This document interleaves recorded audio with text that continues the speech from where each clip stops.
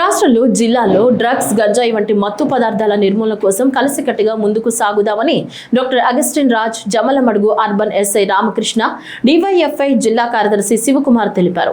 DYFI ఆధ్వర్యంలో బద్వేల్ నుంచి చేపట్టిన జన చైతన్య జీపు జాత కడప జిల్లా జమలమడుగుకు చేరుకున్న సందర్భంలో పాత బస్టాండ్లో సమావేశం నిర్వహించారు. ఈ సందర్భంగా వారు మాట్లాడుతూ యువత నేటి సమాజంలో అట్రాక్షన్ స్టైల్ కోసం మత్తు పదార్థాలకు అలవాటు పడుతున్నారన్నారు. వీటి వల్ల జరిగే అనర్థాలను గ్రహించలేక ఉజ్వల భవిష్యత్తును నాశనం చేసుకుంటున్నారని తెలిపారు. ఒకప్పుడు పెద్ద నగరాలకు పరిమితమైన డ్రగ్స్ గంజాయి నేడు పట్టణాలకు గ్రామీణ ప్రాంతాలకు వ్యాపించిందన్నారు. ఇది భవిష్యత్ తరానికి ప్రమాదమన్నారు. ప్రభుత్వం కూడా వీటిపై కఠినంగా వ్యవహరిస్తుందని, జీవితాలను నాశనం చేసుకోవద్దని తెలిపారు.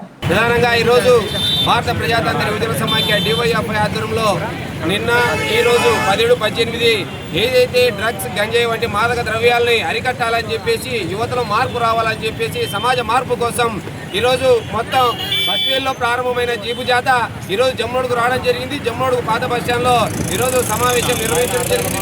ప్రధానంగా డివైఎఫ్ఐగా మేము ఒకటే డిమాండ్ చేస్తా ఉన్నాం. ఈ రాష్ట్రంలో డ్రగ్స్ గంజాయి వంటి పూర్తిగా అరికట్టే వరకు డివైఎఫ్ఐ పోరాటం ఆగదని చెప్పేసి మేము చెప్తా ఉన్నాం. రాష్ట్ర ప్రభుత్వం కూడా ఈ డ్రగ్స్ గంజాయి పైన గట్టిగా ఉండాల్సినటువంటి అవసరం ఆవశ్యకత ఎంతైనది. ఇప్పటికే ఈ రాష్ట్రంలో యువత ఈ డ్రగ్స్ గంజాయి బారిన పడి ఈరోజు సమాజానికి ఉపయోగపడకుండా, అటు కుటుంబానికి ఉపయోగపడకుండా ఈరోజు జీవితం నాశనం చేసుకునే ప్రయత్నం జరుగుతోంది. కాబట్టి వీటన్నిటిని అరికట్టాలంటే ఖచ్చితంగా డ్రగ్స్ని పూర్తిగా అరికట్టాల్సిన అవసరం ఉంది. ఖచ్చితంగా ఈ డ్రగ్స్ ఇప్పటికే పాఠశాలల స్థాయిలో ఈరోజు డ్రగ్స్ గంజాయి ఈరోజు వచ్చేసినటువంటి పరిస్థితి ఉంది. పల్లె ప్రాంతాల్లో కూడా విస్తరించడం మనం చూస్తూ ఉన్నాం. పరిశోధనలలో మనకు తేలిన విషయాలు వచ్చేసేసి 10th క్లాస్ లోపల ఉన్నటువంటి స్టూడెంట్స్ దగ్గర 10% ఉన్నారు మత్తు పదార్థాలకు బానిసలై. అదేవిధంగా పల్లెలలో మనం గమనించి చూస్తే 85% మత్తుకు బానిసలు అయినటువంటి విద్యార్థులకు ట్రీట్మెంట్ అందడం లేదు. 77% కుటుంబాలు మత్తు పదార్థాలకు బానిసలైనటువంటి వాళ్ళ కుటుంబాలు విచ్ఛిన్నమైపోయి శిథిలావస్థకు వెళ్ళిపోతున్నటువంటి పరిస్థితి వస్తూ ఉంది.